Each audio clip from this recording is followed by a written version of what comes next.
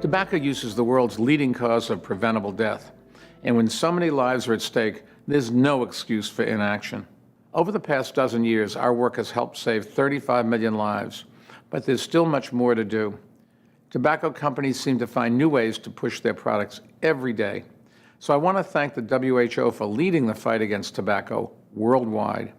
I'm optimistic that we can make even more dramatic progress in the years ahead and help save tens of millions more lives. Thank you to Michael Bloomberg for kicking off part 2 of our special World No Tobacco Day webinar series, which focuses on tobacco control. We're joined by several health experts from around the world who will help us to understand what are the things that protect populations from the harms of tobacco use, and just as importantly, how do we deter people from picking up tobacco in the first place? For part 2 of our special webinar series, we're joined by public health experts Steve Hamill, Dr. Jane Rahedi Ong'ang'o, and Dr. Hebe Gouda. And they're going to help us understand what role policy and advocacy play in reducing the global burden of disease caused by tobacco.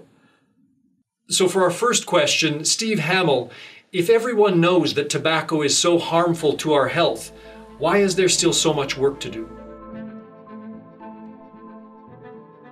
Well, it's incredible. More than 50 years after the U.S. Surgeon General's report in 1964 first linked tobacco use to cancer, 20% of smokers still don't recognize that risk.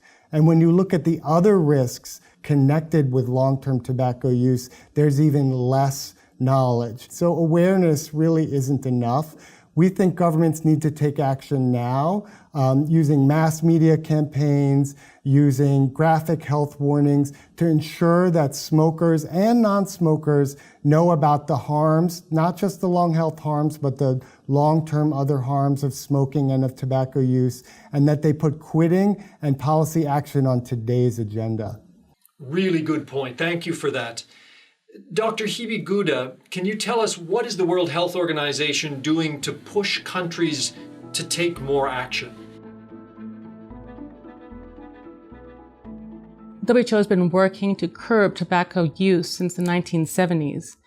And a real game changer came in 2003 when the WHO member states negotiated a treaty known as the Framework Convention on Tobacco Control. Since 2008, we've been monitoring demand reduction policies in countries to see how countries are doing in implementing these policies. So all of these measures are highly effective and cost-effective, especially taxation. Not only does it help to reduce tobacco use in populations, but it also provides a revenue for governments, which can then be reinvested into national health services. Thank you. This is really interesting. Dr. Hebe Gouda, if we know that raising taxes is the most effective way, can you tell us how many countries currently have taxes at the recommended level? Unfortunately, only 10%. And if it's such a win-win, why aren't we seeing more progress?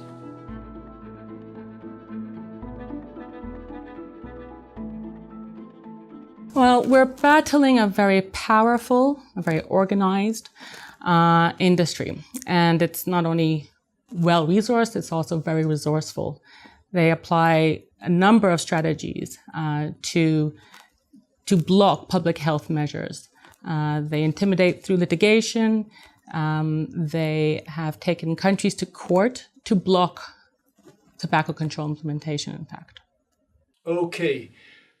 While the tobacco lobby may be strong, Dr. Ong'ang'o, what recommendations would you make to governments to effectively protect people's health from the effects of secondhand smoke?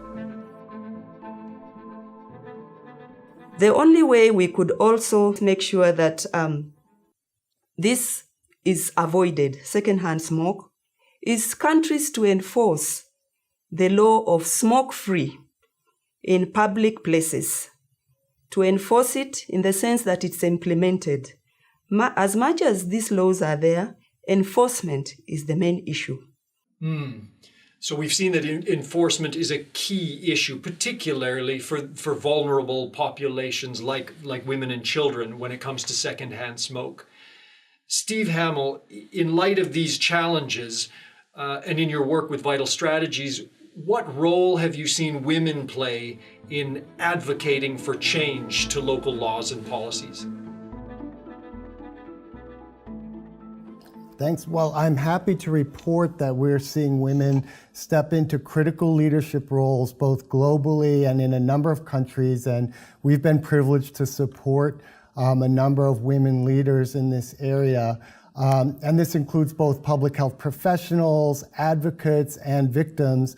India is a great example. We saw a victim of tobacco use named Sunita, a young woman who was tragically diagnosed with mouth and neck cancer from chewing tobacco, use her voice to create a clarion call for change. And she became the focus of a national marketing campaign warning tobacco users to quit this product and others not to start, that eventually ended up in hundreds of thousands of people's, if not million of people quitting smoking and quitting tobacco use.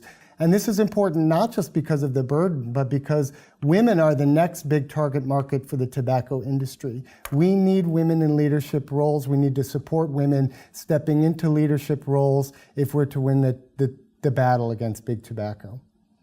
Well, we can see that it's going to take an impressive effort to meet these challenges, but we feel that it's an achievable goal.